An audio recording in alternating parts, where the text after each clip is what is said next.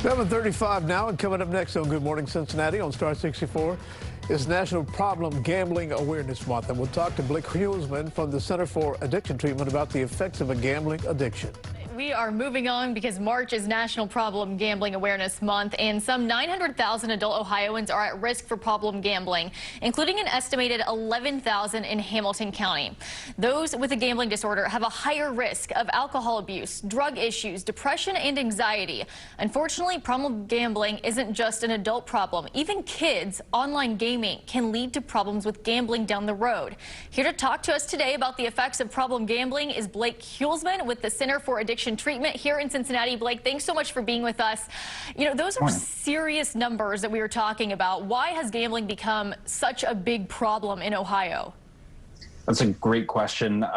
It's mostly due to accessibility, right? The more accessible gambling behaviors are, like at the casinos, on our phones, even on TV, we can start playing the lottery at restaurants, those kinds of things. So accessibility, the higher that goes, the more problems come up.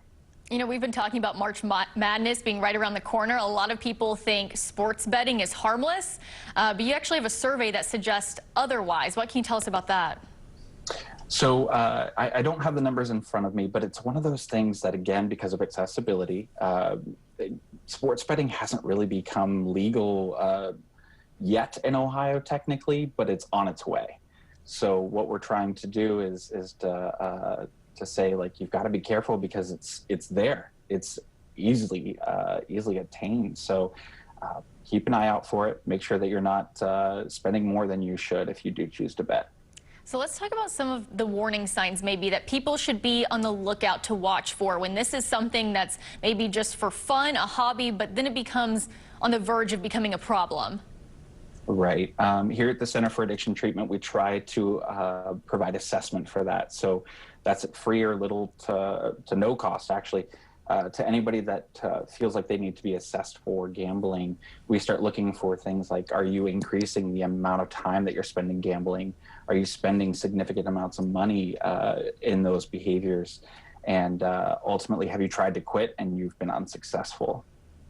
You know, there are people who maybe want to keep themselves in check, or maybe there are loved ones who want to keep their family members or friends in check. What can they be doing? Are there different safeguards, different things that they should put in place to make sure they can do that?